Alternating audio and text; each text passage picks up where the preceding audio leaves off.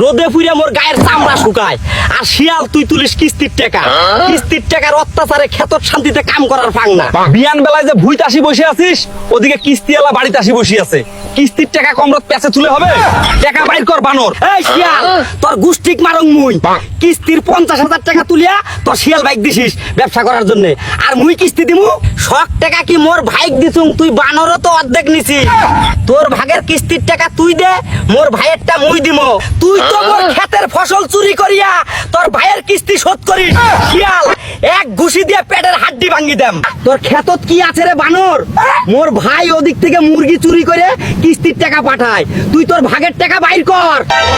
অভিনয় করিস না শিয়াল, তুই কটে থাকি কিস্তির টাকা দিবু, ওই কিস্তি এলার সাথে তুই যায়া মারে মারা খা। যখন খেত করার জন্য টাকা নিছিস তখন তো মুকুত খুব হাসি আছিল, এলা টাকা দিতে গালা করিস, তোর মুখ মুই ঘুরি ভাঙি দে। মুখত লাগাম লাগা শিয়াল, ব্রেক দে, ভুই থাকি উঠলে তোর চাপার 32টা দাঁত ফেলে দেম।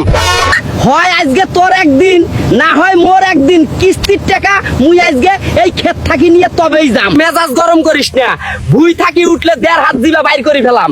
বাস্পের যদি চাস ভুই থাকি দূর হ। নেতা সাহেব, বিএনপি ক্ষমতায় আসলো মাত্র 2 মাস, এর মাঝেই 55,000 কোটি টাকা ঋণ করেছে, আর বিদেশি ব্যাংক মিলায় মোট 71,000 কোটি ঋণের বোঝা। এত টাকা দিয়ে কি করতেছে? তোমার মাথায় কি ঘিলু বলতে কিছু নাই? নেতারা যে পাবলিকের লেগে দিন রাত জায়গা ওভারটাইম ডিউটি করতেছে, তাদের একটা পারিশ্রমিক আছে না? তাই বলে ওভারটাইমের বিল 71,000 কোটি টাকা। এই জন্যই তো বলি তুমি পলিটিক্স বুঝবা না। যদি বুঝতা তাইলে বাপের টাকা নষ্ট কইরা পড়ালেখা শেষে মাইক ধরে রাস্তায় ঘুরতা না, ডাইরেক্ট রাজনীতিতে নাইমা যাইতা। গরু ভাই, সামনে কোরবানি ঈদ, তো আপনার অনুভূতি কেমন? এই শালা গান্ডু সাংবাদিক, এমনিতেই আমি টেনশনে আছি, আর তুই এসে জিজ্ঞেস করেছিস অনুভূতি কেমন? শুনলাম পাশের গ্রামের কুত্তা নাকি আপনার হাড্ডি খাওয়ার জন্য দাঁতে শান দিয়ে রাখছে। ওই শালা কুত্তারে যদি সামনে পাই, এমন লাথি দেব সে আর নিজের দাঁতই খুঁজে পাবে না। তোর বাপে যে গল্প করিয়া গেল, চাপা দেখাইয়া গেল, টেকা দিবে টেকা দিবে, টেকা কই? সে টেকার তো দেখাই নাই, সময় তো হয়ে আইলো। মোর বাপে কিসের টাকা দিবে তোমাক? কোন টাকার কথা কবার নাচ্ছেন? কোনটা? ওরে শালি মন্দির বেটি, ভুলিয়া গেলু, এলাই ভুলি গেলু। 1 মাসও হইল না, যৌতুকের টাকা কবার নাচ্ছং, ডিমান্ডের টাকার কথা কবার নাচ্ছং। এলাও না 1,20,000 টাকা পড়ি আছে যৌতুকের, সেই টাকার কথা কবার নাচ্ছং। তোর বাপর যে টাকা দিবা চাইলে। এই জারুয়া মরা গোলামের বেটা গোলাম, মোর বাপে কি টাকা মারি খাইবে? তোর তোর ডিমান্ডের টাকা বুঝিয়া দিবে কোন মাসে দিবার চাইছে রে জারুয়া মরা? জানিস না আমন ধান কাটিয়া, আমন ধান বেচিয়া তারপরে মোর বাপে টাকা দিবার চাইছে। এলাও আমন ধান কাটা হইছে রে জারুয়া।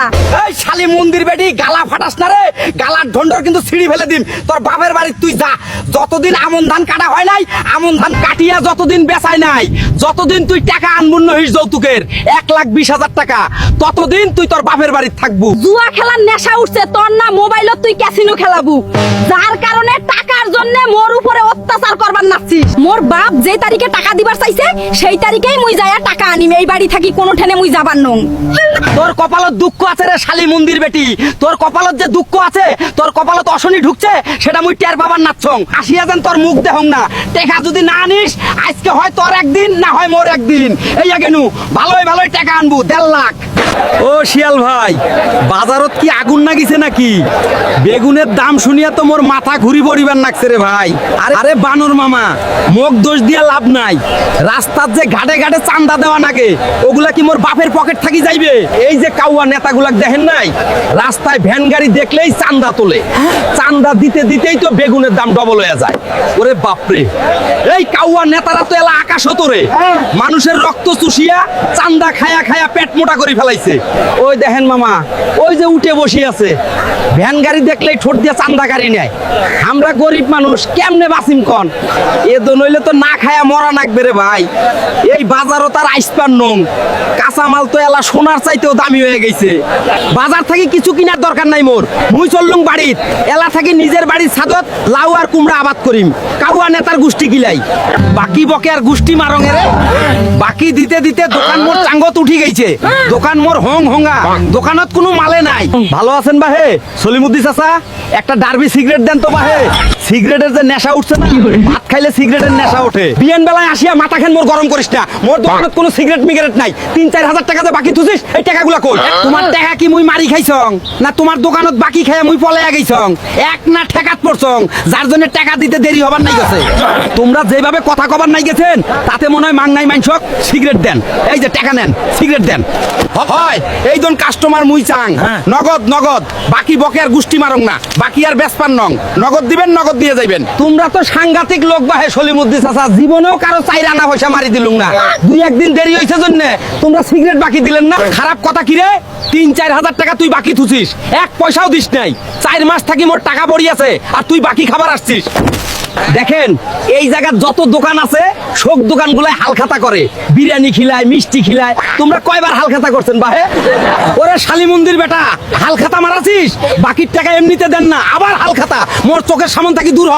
মুই তোকার দেখবে চাং না অপমান করলেন না বাহে সগাইরের সামনে অপমান এই অপমানের কঠিন প্রতিশোধ নেম টাকা তোমার মুই দেম 5 বছরের টাকা শোধ করিম শালিমন্দির বেটা সলিমুদ্দিক তো চিনিস না টুটিত পারে ধরিম রে টুটিত পারে ধরিম গালাত পারে ধরি টাকা বাইর করি নেম মুখ তো তুই চিনিস না এই যে ইদুর ভাই সাহেব তা ধান কাটছেন মনে হয় তা শুনলাম এই জমির মালিক নাকি আপনি না তবুও একেবারে কৃষক সেজে নিজের জমি মনে করে ধান কাটছেন ভাই জমি আমার না কথাটা সত্যি কিন্তু আমি যে জমিতে পা রাখি সেটা আমার জমি হয়ে যায় কারণ আমি ইঁদুরের কৃষি মন্ত্রী আমার ঘরে সবার আগে ধান তুলতে হয় ধান মজুত করার পর যা বাকি থাকবে সেগুলো মানুষ নিয়ে যাবে তবে ঘরের মধ্যেও আমাদের ভাই ব্রাদার আছে তারা আমার মতো কষ্ট করে না শুধু বসে বসে খায় আসসালামু আলাইকুম চাচা আমি একজন সাংবাদিক সংবাদ করার জন্য তোমার এডে আসছি ওয়ালাইকুম আসসালাম দুনিয়াতে এত সংবাদ থাকতে মোর জমির আইলত পেছন মারা দিবার আইলেন কে মোর কি কৃষি কাঠ হবে নাকি হেডে কেমন কথা কন চাচা আমি দেশের অর্থনীতি নিয়ে কথা বলি দেশের কৃষি নিয়ে কথা বলি